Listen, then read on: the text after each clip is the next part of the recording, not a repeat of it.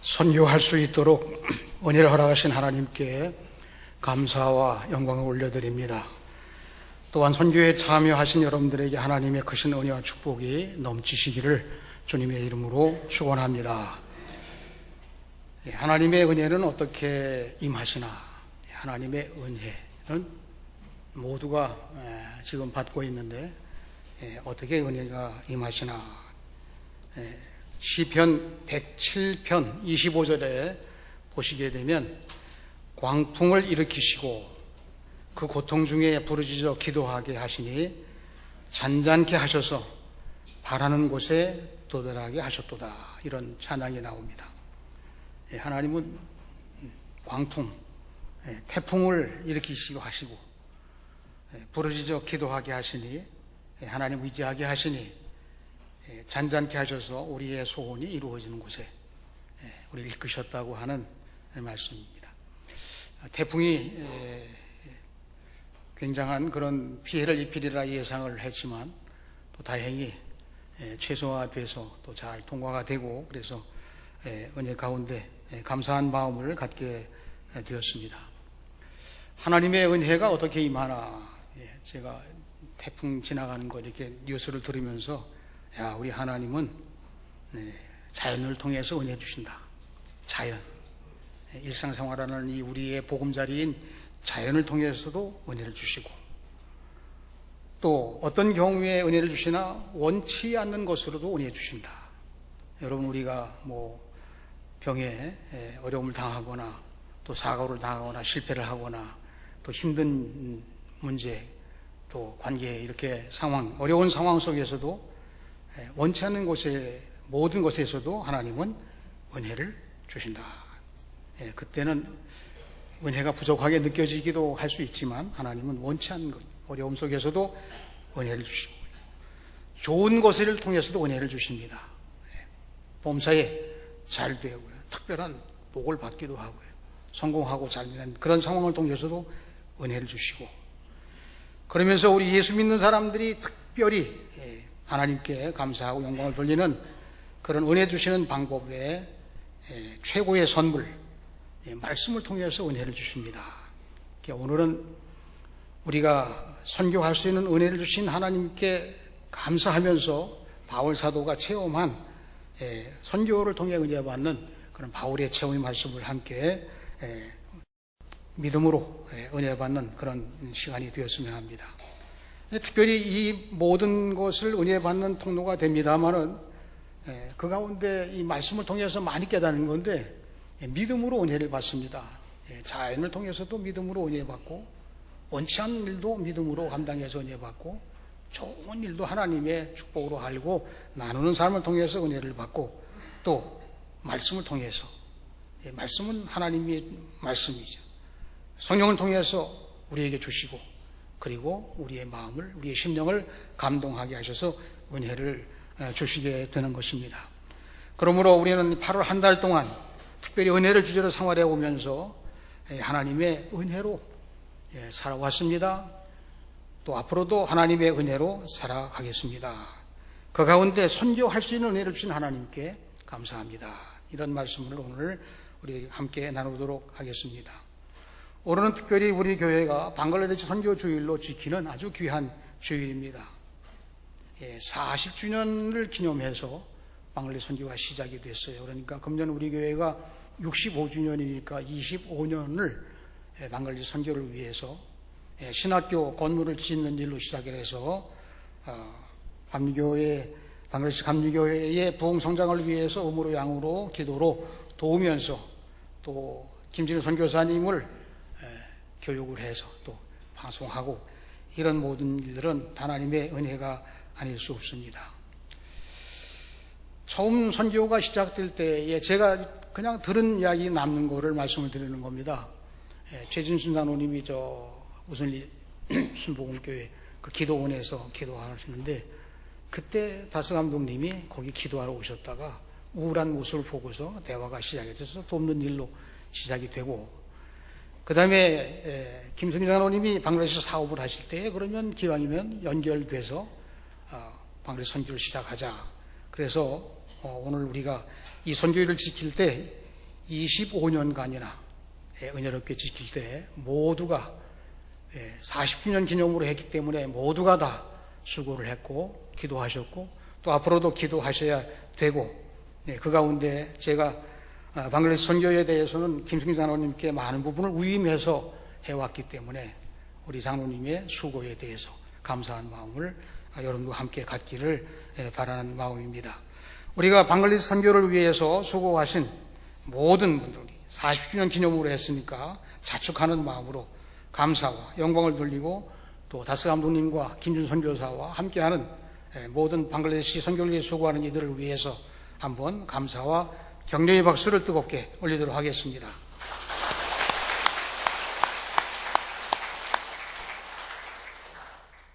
현재 우리 지구상의 인구는 60억 명 전후가 됩니다. 넘을 수도 있고요. 정확한 통계를 볼 수가 없을 정도로 이렇게 이제 늘어나고 있는데, 그 중에 기독교인은 얼마나 될까? 대충 짐작을 해서 약 한 3분의 1 정도가 기독교 인구입니다. 이 인구, 60억의 인구가 이 지구의 곳곳에 이렇게 다 흩어져 살고 있는데, 인구 분포들을 보게 되면 중국 사람이 14억, 16억까지 보고 있는데 한 14억, 인도가 12억 명, 파키스탄이 1억 4천, 방글라데시도 1억 4천이나 3천, 한 1억 3천 정도, 인도네시아가 2억, 일본이 1억 3천. 아시아에 억 명이 넘는 단위의 인구를 가진 나라가 많아요. 우리 기독교가 왕성했던 유럽에 있는 나라들은 억 명이 넘는 나라가 하나도 없습니다. 이게 선교의 마이너스 요인이에요. 좀 잘 살고 이렇게 해서 더 인구가 늘어나서 경제적으로도 그렇고 모든 면에 문화예술 다 앞서 있는 여기서 세계 선교를 했으면 참 좋겠는데 하는 그런 아쉬움을 갖습니다. 그 외에 미국은 3억 정도, 흔들리는 브라질은 2억 정도. 그러니까 인구 분포도를 보게 되면 아시아가 대단한 그런 숫자를 가지고 있습니다. 그래서 기독교 3분의 1 정도라고 하는데 한 25억 명 정도가 기독교 인구가 아니겠나 이렇게 추정을 합니다. 우리나라에 공식적으로 복음을 전하신 선교사님은 여러분들이 잘 아시는 대로 아펜젤로 선교사님과 언더우드 선교사님이 복음을 전파로 시작을 해서 오늘의 수많은 교회가 이렇게 또 세계 선교를 향해서 정진하는 그런 교회 무용을 가지고 있습니다. 근데 비공식적으로는 언제부터라고는 우리가 잘 알 수 없겠죠. 이렇게 국경이나 접경 지역에서 혹은 뭐 조난사고나 해변에 이렇게 해서 뭐 이런 것들도 있지만, 비공식적으로라도 인정할 수 있는 것은 제너럴 샤머너 통역관으로 오신 토마스 선교사님, 이분이 중국 선교사님으로 오셨는데요. 한국에 이렇게 해변을가에서 몇 번 이렇게 맴돌고 조선 사람들에게 복음 전했으면 좋겠다. 그런데 뭐 세국 정책을 쓰니까 들어올 수가 없었어요. 선교하고 싶어도 못합니다. 그러다가 이제 제너럴 샤머너를 타고서 통역관으로 거기에 자리를 차지하고 들어오셔서 그만 성경을 뭐 전해주시지도 제대로 못하고 순교를 당하시게 됩니다. 이 토마스는 예수님의 제자 이름으로 말하면 도마에 해당이 되는 이름이십니다. 일본 선교사님으로 오셨던 감리교회 맥클레이 선교사님이 조선 선교에 대해서 관심을 많이 갖고 또 나중에 도움을 많이 주셨는데, 이분에 대한 것은 다음에 말씀드리도록 하고, 또 중국 선교사로 오셨던 장로교회 소속 로스 선교사님이 공을 많이 세웠습니다. 이 공이라는 말은 수고했다고 하는 말씀으로 들으시기 바랍니다. 이 로스 선교사가 중국 선교사로 와서 여러 선교의 상황을 다 살펴보는 가운데 그 변방에 조선이라고 하는 나라가 있다고 하는데, 그 조선이라고 하는 나라에도 좀 점검해서 본국에 보고를 해가지고 선교 지원을 받았으면 좋겠다, 그런 마음을 가졌는데, 이 세국 정책을 쓰니까 들어갈 수가 없고 정보도 마땅치가 않습니다. 그 당시에 중국과 조선 사람들이 교역하는 출입국 관리소와 같은 장소가 있었는데 그걸 고려문이라고 그랬습니다. 거기서 조선 사람들을 만나서 이제 좀 말을 붙여보는 겁니다. 이미 그때 중국이나 일본은 서양 문물이 들어오기 시작했고 선교사님도 여럿이 들어와서 복음을 전하던 그런 때에 아직 문을 열지 않은 이 조선 고려문에서 그들을 조선 사람들을 만나게 되는 거예요. 그래서 나는 조선말을 배우고 싶다. 그렇게 수소문을 하는데 일체 대꾸도 안 하고 만나지도 않는 그런 형편입니다. 서양 사람이. 여러 번 노력을 해서 말만 배우겠다고 아무것도 가르치지 않겠다고 만난 사람이 장사꾼으로 들어오신 백홍준, 이응찬, 이성학, 김진기 이런 분들이 조선말을 배우겠다고 하는 이로수 선교사님 대면을 해서 내가 조선말만 배우고 서양 종교 일체 가르치지 않겠으니까 좀 말을 가르쳐달라.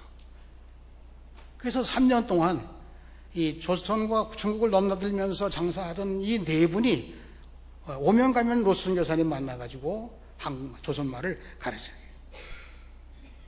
그런데 한 3년쯤 지났는데요, 이 네 분이 우리 세례 받겠습니다. 말 배우는데 무슨 얘기 했겠습니까? 선교사님이 성경 얘기도 하고 얘기도 하고 1876년에 이 네 분이 다 세례를 받게 됩니다. 로스 선교사님은 이 세례를 준 후에 이들 네 사람과 더불어서 조선말로 성경을 번역하기 시작하는 거예요. 1882년도에는 누가복음과 요한복음을, 84년도에는 마가복음과 마태복음 번역했고 87년도에는 신약성경 전체를 다 번역을 하고 이것을 조선으로 보내야 되겠다. 로스 선교사님이 주도해서 번역한 이 성경 이름을 로스역이라고 합니다. 그래서 그분 네 분 가운데 이성하라고 하는 분이 먼저 이 번역된 성경 이걸 아마 조잡하게 됐겠지만 그걸 가지고 들어오다가 여관에서 하룻밤 묵는데 여관 주인이 가만히 보니까 이상한 물건이거든요. 그때는 세국 정책을 쓰던 때라 이상한 거 발견하면 무조건 신고하든지 없애든지 그래야 되는 때, 그래야 책임을 묻지 않게 되니까 이 여관 주인이 이성하 님이 가지고 온 성경을 몰래 갖다가 태워버리는 거예요. 그래서 성경에 들어오는데 실패를 했습니다. 그 다음에 서상륜, 백홍준 이 두 분이 성경을 무사히 가지고 들어오게 돼요. 이게 다 불태워버렸으니까 성경을 이렇게 낱장으로 이거를 새끼 아시죠? 지푸라기로 이렇게 하는. 우리는 어렸을 때 매끼라고 그래서 그걸 했는데 이 새끼로 이 종이를 새끼로 꾼 거예요. 꼬아서 자기들 짐끈으로 이렇게 그걸 묶어. 그래가지고 무사히 가지고 들어왔어요. 고향 솔레에 이 새끼로 꼬은 성경을 갖고 들어와서 다 풀러가지고 다리 위로 다려서 그 성경을 다시 또 이렇게 기록을 해서 그 마을 사람들에게 이 성경을 나눠주게 됩니다. 신약 성경 전체죠. 그래서 58가정이 이 황해도 솔레 마을에 58가정이었는데 50가정이 예수를 영접하게 되는 거예요. 그냥 성경 말씀 그것만 돌렸는데도 영접을 하게.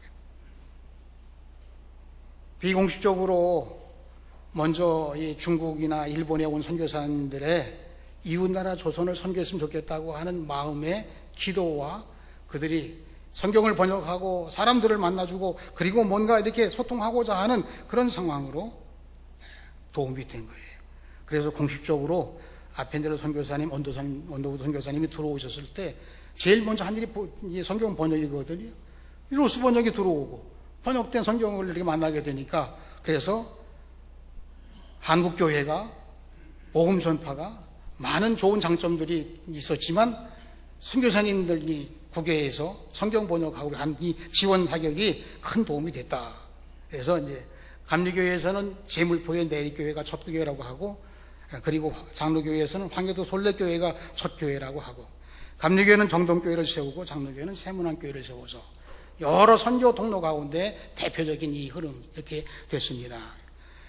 1885년 4월 5일에 감리교 선교사이신 아펜젤로 선교사님이 26세에 장가들자마자 신부를 데리고 그 전년도에 왔는데 84년도에 오셨지만 기왕이면 조선 선교는 부활절에 시작을 하자. 그래서 들어왔다가 부산으로 갔다가 다시 4월 5일에 맞춰서 제물포에 도착을 해서 선교를 시작한 것으로 그렇게 기록이 됐습니다. 평생을 조선 선교에 바치기로 결단했던 이 아펜젤 선교사님이 44살 때 목포로 성경 번역 회의에 참석하기 위해서 배를 타고 가시게 됩니다. 지금은 육로를 향해서 가는 통로가 많이 열려 있지만 그 당시에는 이제 배를 타고 제물포로 해서 목포를 향해서 가던 중에 선박 충돌 사고가 일어나게 되는 거예요. 배가 뱃길에 부딪혀서 이 배들이 이제 가라앉게 되는 거죠. 그 사고 순간에 다 빠져나오게 되는데 선교사님도 빠져나오는 중인데 그 아래층에서 이화학당 여학생 2명이 살려달라고 소리를 하고 성취. 다른 사람도 다 빠져나가는데 아펜젤 선교사님은 내려가서 그 여학생들을 위로 밀어 올리고 그리고 자신은 나오시지 못하고 배와 함께 가라앉아서 순교를 하시게 됩니다. 그때 나이가 44살. 그래서 이제 대부분 순직했다고 그렇게 돼 있는데 저는 성경 번역하러 가셔다가 그렇게 사고가 났으니까 순교하셨다고 그렇게 생각을 하는 거예요. 이번 65주년 기념 행사로 우리가 기독교 유적지를 2곳 방문하게 됩니다. 하나는 서천. 이 서천이 바로 더 가까이 그 서천에 있는 마량진이라고 하는 곳에 돌로 이렇게 아펜젤러 선교사님의 순직 기념비가 거기 있어요. 그러니까 이번에 우리가 참석할 때 가시는 거는 그 44살 때 아펜젤러 선교사님이 저 해상에서 사고 당하신 거기에 가장 가까운 곳에 기념관을 세웠습니다. 그렇게 뭐 대단한 기념관은 아니지만 거기 방문을 하시고 또 하나는 유관순 기념교회에 들려서 다녀오시게 그렇게 준비가 되었습니다. 여러분이 우리 소박한 65주년 신앙적으로는 영적 기념비가 되자고 하는 마음을 가지고 기획을 했으니까 모든 인원 파악은 물론 광고도 했지만 속회를 통해서 인원이 좀 동원이 돼서 하루 좀 일찍 출발을 해서 이 2곳에 들려오는 것으로 은혜를 받는 기획을 하게 된 것입니다. 당시 미국 감리교 선교부에서는 이 아펜젤 선교사님의 순교에 대해서 이렇게 자료가 남았습니다. 그의 당당한 풍모와 지식과 영성이 미국 교회에 꼭 필요했는데 너무 애석하게 되었습니다. 미국 교회에도 이런 인물이 크게 사역을 하셔야 될 분이 저 미지의 나라 조선에서 성경을 번역하러 가시다가 순교하신 것에 대해서 애석해하는 그런 마음을 표현한 내용입니다. 우리는 바울의 선교 열정에 대해서 바울 서신을 통해서 늘 은혜를 받습니다. 존 웨슬리 목사님의 선교 열정에 대해서 비록 그 선교가 미국 선교의 열정으로 실패를 경험했지만 영국 사회를 변화시키는 선교로 열매를 맺게 되었습니다. 아펜젤러 선교사님은 또한 동시에 선교 열정으로 비록 완성을 못했다고도 볼 수 있겠으나 그의 선교 열정이 우리들에게 유산으로 물려주게 되었습니다. 감리교의 기본 정신은 십자가를 지는 뜨거운 열정이라고 볼 수 있습니다. 그래서 영혼 구원과 사회까지도 변화시키는 사회 구원을 추구하는 복음주의 교회, 열정의 교회, 자랑스러운 우리 감리교회는 선교하는 교회입니다. 방글라데시는 방글라데시 선교사 김진우 선교사라든가 또 우리 김승일 사노님이라든가 또는 지난번에 설교하신 우리 다스 감독님을 통해서 대충 선교 보고에 대한 선교자의 측면에서 보고를 받고 잘 알고 있습니다. 저는 일반 상식 수준으로 해서 선교 지역에 대한 이해도를 높이기 위해서 잠깐 방글라데시에 대한 말씀을 드리려고 합니다. 방글라데시에 가보신 분들은 가보시면 은혜를 받고 돌아오시게 돼요. 거기 이 사람들이 사람답게 사는 것 같지가 않은 걸 많이 느껴서 애석해합니다. 그러나 어떻게 보면 방글라데시 사람들이 우리와 비슷한 점이 많지 않다고 보지만 의외로 우리와 역사적으로나 또는 그들이 살아가는 삶의 형태가 우리 한국과 비슷한 점이 없이 하나 있어요. 한국말도 잘 배우고 또 이해도 잘하고 공학계도 생각을 하고 또 우리를 편하게 대하기도 합니다. 그러나 또 우리가 보는 그런 점도 있지만 그렇지 않은 아주 특이한 면도 없지 않아 있어요. 이 방글라데시도 태풍이 많은 지역입니다. 사이클론이라고 하죠. 저 인도양 쪽에서는 태풍이 사이클론이고요. 우리는 태풍이라고 하고, 미국 쪽에서 저 동부 태평양 쪽에서는 허리케인이라고 얘기를 해요. 근데 이 방글라데시는 겐지스강의 하류의 삼각주에 해당되는 지역입니다. 이 해발로 고도를 따지면 해발 10m 이하의 땅이 90%예요. 잘 이해가 안 가시는 거예요. 우리 저 갯벌쯤 된다고 보시면 됩니다. 우리는 뭐 밀물처럼 물이 많지만 해발이 10m, 남산이 300m인가 그런데 이 10m에서 비가 많이 내린다. 그러면 다 물로 다 잠식당하는 거예요. 그리고 태풍이 불고 비가 올 때만 잠식당하는 게 아니고 상류에 비가 많이 오게 되면 햇빛이 쨍쨍 나는데도 강물이 범람을 해요. 그래서 수천 수만 명이 이 태풍으로 피해를 입고 아주 굉장한 그런 피해로 늘 의식을 가지고 살아가는 그런 아쉬운 지역에 살아가는 사람들이 방글라데시 사람들이에요. 종교적으로는 회교 지역, 인도는 힌두교가 90% 가까이 되고, 그리고 저 실론, 스리랑카는 불교가 거기에 밀려나서 거기에 자리 잡고, 아직도 사회주의 체제를 가지고 있는데 종교로도 노예 생활하고 있다. 그렇게 보아도 과언이 아닌 지역이 방글라데시입니다. 방글라데시 인구가 1억 4천만, 3천만 정도 된다고 그러는데, 이 사람들은 벵골인이라고 그래요. 98%가. 그런데 소수민족이 얼마나 되냐? 40개나 된다고 그래요. 그러니까 이 방글라데시의 벵갈 족속 말고도 다 족속이 의외로 많은 거죠. 인도가 독립할 때 1948년도 세계 2차 대전 직후에 인도도 독립을 하게 되거든요. 그런데 인도에서 우리나라 이렇게 정할 때 이 땅과 이 땅은 쓸모없다 그래서 버린 땅이 파키스탄입니다. 동파키스탄, 서파키스탄. 그러나 이 인도 전체를 따져서 인도는 5세기경부터 시작해서 16세기까지는 부유한 농사를 짓는 국가였어요. 산업혁명이 일어나기 전에는 비옥한 농토 있는 그 지역이 언제나 막강한 그런 세력을 가지고 있던 그런 지역, 나라. 그러니까 불교 나라이며 동시에 비옥한 농토로 이 나라가 아주 든든한 그런 나라예요.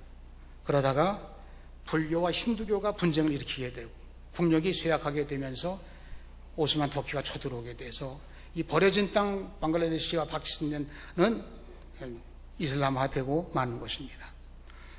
이렇게 이 16세기 들어서 지난주에 제가 광복절 기념주일에 말씀드렸습니다마는 식민지에 정책되는 이 사회가 변화가 되면서 처음에는 이 인도 전체를 포르투갈이 전종을 식민지로 삼았다가 그 다음에는 프랑스가 삼았다가 프랑스와 영국이 다퉈서 영국이 이기는 바람에 영국이 다 식민지로 삼았던 나라가 인도, 파키스탄, 방글라데시가 다 포함해서 인도의 간디가 유명하고요. 타고르는 방글라데시 사람입니다. 그래서 이 사람들이 보통이 아닙니다. 2차 대전 후에 이제 식민 정책이 다 붕괴되면서 인도가 독립을 하는 거죠. 영국이 다 조각을 했습니다. 살만한 힌두 지역에는 인도로, 그 다음에 버려진 땅은 서파키스탄, 동파키스탄 이렇게 나라가 두 개. 밀려난 불교 지역은 이제 실론, 스리랑카로 구조조정이 되는 겁니다. 그래서 방글라데시 사람들이 성향이 어떤가? 저 나름대로 아시아에서 최고로 군림했던 역사를 가지고 있는 이 방글라데시, 인도 혹은 뭐 파키스탄. 근데 이분들이 머리가 좋아요. 그래서 뭐 도움 받을 때는 초등학교 5학년 수준으로 착 자신을 낮춥니다. 그래서 도와줄 수밖에 없게 만드는 실력이 있어요. 자존심 다 가라앉히고 다 한 다음에, 그러나 이제 자기들 나름대로 목소리를 높일 때쯤은 여러분들이 놀라지 마셔야 돼요. 우리보다 한 수 위입니다.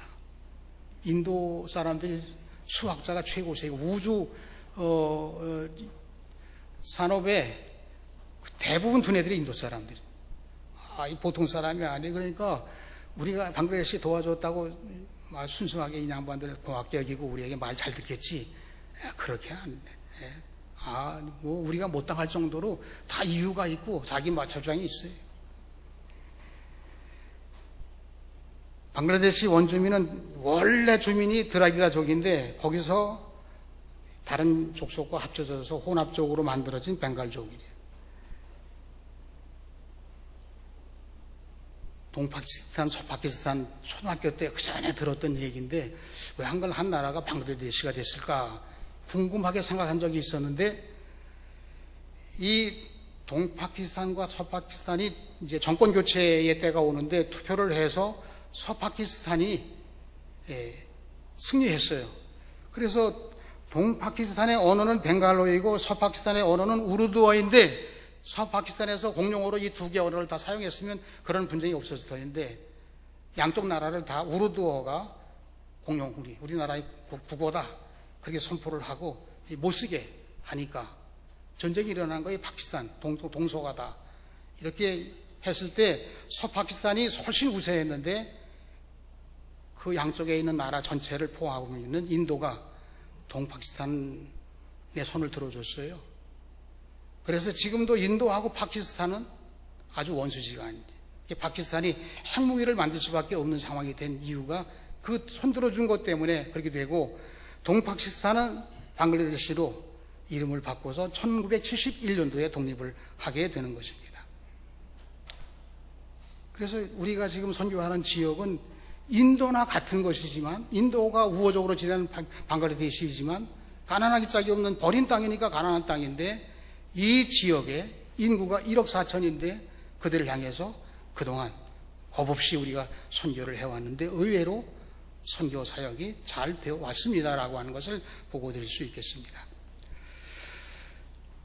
이 인도, 파키스탄 다 포함해서 인도 선교는 우리가 처음 시작한 게 아니에요.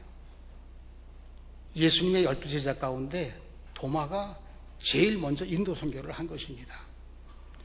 예수님 부활하신 예수님께 대해서 내가 그의 옆구리에 손을 넣어보고 손에 찬자국을 못자국을 만져보지 않으면 나 믿지 않겠다고 한 도마.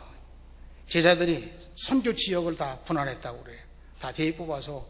근데 그때 도마가 자청을 했습니다. 나는 예수님께 이 부활에 대한 신앙 고백이 그때 서운하게 해드린 것 그래 잘못했으니 나는 제일 먼 곳을 선교지로 해당해달라. 그래서 인도 지역으로 선교 지역이 선택됐다고 하는 그런 이야기가 있습니다. 이 도마가 인도 선교로 와서 선교 지역이 인도 전체에 이렇게 삼각형으로 됐으면 이 남쪽에 그러니까 스리랑카에 있는 그 가까운 이렇게 꼬리로 된 지역의 오른편에 있는데 거기 도마 선교 교회가 있습니다. 그 도시 이름은 첸나이라고 하는데 200만 도시 인도 중에서 가장 잘 사는 서구화된 도시가 기독교 복음 도마 선교 통해서 복음화된 이 지역이 인도 전체에서 가장 잘 사는 지역이 첸나이라는 지역으로 많은 분들이 이 도마 선교 기념교회를 다녀오고 있습니다. 근데 제가 이 자료를 보면서 거기에 우리나라에 대한 기사도 있더라고요. 삼국유사에 나와 있는데 이 유사니까 좀 정확한 자료는 아닙니다. 이 도마가 인도에 선교하러 와서 선교 사역이 다른 데 선교 사역은 다 하층 계급부터 선교가 시작이 됐는데 이 도마가 선교하러 자원에서 제일 멀리 온 선교지에는 왕족부터 선교가 시작이 됐어요. 그래서 첫 번째로 세례받은 사람이 도마에게 세례받은 인도 사람이 왕의 딸 공주가 세례를 받은 거예요. 그리고 왕도 세례받고 다 해서 이 인도 선교가 급속하게 다 물론 반대도 있었지만 그러는 가운데 이 도마 제자 도마가 실크로드를 따라서 이쪽 끝은 어딘가 궁금하게 생각. 그래서 중국을 넘어서 그 끝으로 오니까 한반도까지 오게 돼요.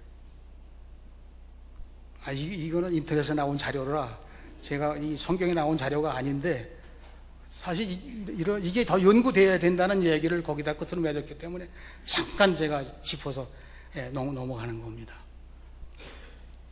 그래서 신라까지 와가지고 이 도마는 다시 복귀해서 인도에 선교를 하시고 이 공주는 결혼을 하게 돼. 신라에서 김수로 왕과 결혼을 하게 되는. 그래서 김해허씨라고, 허씨왕후라고 그렇게 나중에 김해허씨하고 김해김씨는 결혼 안 한다고. 왜냐? 같은 종친 때문에 그렇다는 그런 얘기가 있었는데 이 얘기로 이렇게 연결이 시키더라고요. 삼국유사에도 추정하는 기독교 유적들이 일부 이렇게 보이는데 그것은 너무 오래된 이야기니까 검증해야 되는 사항이다. 그래서 관심이 더 가는데 방글라데시도 그런 사이에서 관심이 더 가게 되는 그런 선교지라고 생각을 해봤습니다. 인도는 힌두교가 80%가 넘고요. 회교가 10%, 그 다음에 기독교인입니다. 인도가 원래는 영국 식민지일 때 기독교가 들어와서 많은 사역을 했는데 한참 최고조로 오를 때가 1793년 윌리엄 켈리가 들어와서 성경을 번역해서 각 나라 족속들, 각 지역 족속들마다 다 언어에 해서 그게 불타고 다시 번역하고 이런 거듭하는 선교를 통해서 개신교 기반을 가졌지만 그러나 그 위에 기독교가 다시 쇠퇴를 그리고 힌두교가 다시 회교가 그리고 이런 그러다가 1920년 영국과 스코틀랜드 선교사들이 이 식민지였던 이 인도에 들어와서 선교를 하는데 과거에 이 도마가 들어왔던 선교지 영국이 대대적으로 선교했던 이 지역의 선교 사역이 그동안 이렇게 된 상황을 염두에 두고 인도의 기독교인들을 상류층의 사람들로 만들자 이렇게 해서 선교 정책을 기독교 정신에 입각한 영어 학교를 세워서 선교 전략에 큰 성과를 세우게 됩니다. 그러니까 우리도 비슷하죠. 우리는 우리 김숙기 장로님, 우리 김기현 장로님도 학교에 관련돼서 이 옆에서 얘기 들으니까 거기다 학교 해못떠냐 이런 얘기를. 저는 감리교 선교 들어올 때 우리나라에 들어올 때 학교부터 시작하고 그 다음에 병원 그 다음에 전도했는데 비슷하다고. 그래서 학교가 시작해서 잉글리시 미디엄 스쿨이 시작이 됐는데 이미 여기에서 성공 사례가 된 이 사역이 우리 교회에서 우리도 모르는 사이에 선교 열정을 가진 분들에 의해서 지금 방글라데시의 교인들은 약 지난번 감독님 보고에 의하면 18,000명, 교회는 200명, 잉글리시 미디엄 스쿨의 학생은 약 한 600명 정도 그렇게 보고를 하셔요. 이 방글라데시 회교가 90%가 되는 이 지역에 선교할 수 있다는 자체가 하나님의 은혜. 지금까지 해온 것 하나님의 은혜가 아니고선 될 수가 없는 거예요. 앞으로 또 세도약을 위해서 하나님의 선교가 이루어지기 위해서 우리가 가지고 있는 지금까지의 생각 거기에 머물러서는 결코 앞으로 또 우리도 과거 인도에 선교됐던 정책들이 다 이렇게 가라앉았던 것처럼 우리도 그렇게 될 수 있는 상황이 되기가 쉬운 것입니다. 현재 방글라데시의 가장 큰 어려운 문제는 방글라데시에서 기독교인이 되면 어떻든 어느 종족이든지 기독교인이 되면 이슬람교와 힌두교가 주도하는 이 사회 속에서 뭐 학교든 뭐 어디든 간에 문화든 하여튼 뭐 사업이든 어디든 간에 거기서 소외가 돼. 같이 살아갈 수가 없는 그 소외가 돼. 그러니까 그들의 생계를 위해서 선교단체의 지원에 의존할 수밖에 없는 거예요. 제가 이해를 못한 부분을 지금 말씀드리는 겁니다. 야, 너희는 말이지, 우리가 처음 들어갈 때 5% 정도 선금하기로 해서 그 재정 마련했는데 10년 지났는데도 5%, 15년 지났는데 6%, 6%는 제가 꾸민 겁니다. 그래서 조금 더 올렸다고 말하고 싶은데도 불구하고 자생 능력이 없어요. 이 사회 구조가. 그래서 우리가 어렵게 헌금한 것을 가지고 그들을 먹여 살리기도 하고 선교도 하고 그리고 또 뭔가 최선을 다해서 여기까지 온 상황입니다. 그들의 생계를 선교단체의 지원에 의존할 수밖에 없는 상황이 돼요. 근데 요즘에 방글라데시에 젊은이들이 해외 노동자로 수없이 빠져나가요. 우리나라에도 많이 와요. 그래서 이 사람들이 돈을 벌어가지고 처음에는 물건을 사가지고 들어오기 시작했어요. 텔레비전도 미국 오고 다 해서 방글라데시 들어가는 그 선교지 방문할 때 보면은 비행기에 짐이 더 많을 정도로 그렇게, 요즘에는 백화점도 여러 개 생기고 도로도 개선이 되고 뭐 하는데, 정치적으로는 이 굉장한 역사를 가지고 있기 때문에 굉장히 다투고 뭐 데모도 하고 그런 상황들이 많이 일어나요. 야, 위계하고 어려운 줄 알았는데 이분들이 가지고 있는 그런 나름대로의 놀라운 개성과 재능과 그리고 뭐든지 하면 할 수 있는 그런 어떤 실력을 가지고 있는데 이 기반이 그게 아니구나 하는 생각으로 이해를 많이 하게 되었습니다. 오늘 말씀, 선교의 은혜를 허락하신 하나님께 감사를 드립니다. 선교의 은혜를 체험한 바울사도의 말씀 3가지 요점입니다. 전할 복음이 뭘까? 우리가 뭐 물질로도 하고 우리가 또 경로도 하고 학교도 세우고 다 하지만 핵심 십자가에 달리신 예수의 구원, 부활, 이거 우리 사람 가지고 되는 게 아니라고 하는 말씀, 그게 주제예요. 그 다음에 복음은 선포되어야 된다는 것입니다. 씨 뿌리는 비유에서도 말씀하셨듯이 4곳에 씨를 뿌리게 돼. 뭐 돌짝밭부터 시작을 해서 길가, 돌짝밭, 가시덤불, 그 다음에 옥토. 이거는 비유이지만 그러나 4분의 4 중에 3은 실패하고 하나만 겨우 됐는데 그 하나가 100배, 60배, 30배의 결실이 맺는다. 복음의 생명의 역사는 이와 같습니다라고 예수님 말씀하셨고, 바울사도가 이 복음을 가지고 어느 곳에든지 발닿는 곳에 가서 복음을 전파해서 그 사명을 감당하게 됐습니다. 그 이유를 4절에서 말씀하고 있어요.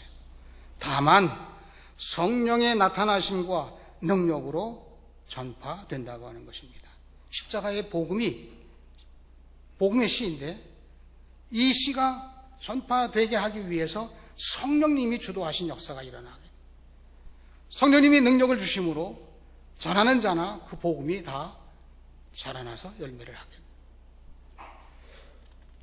그동안 방글라데시 선교를 위해서나 또 다른 선교도 다 마찬가지입니다.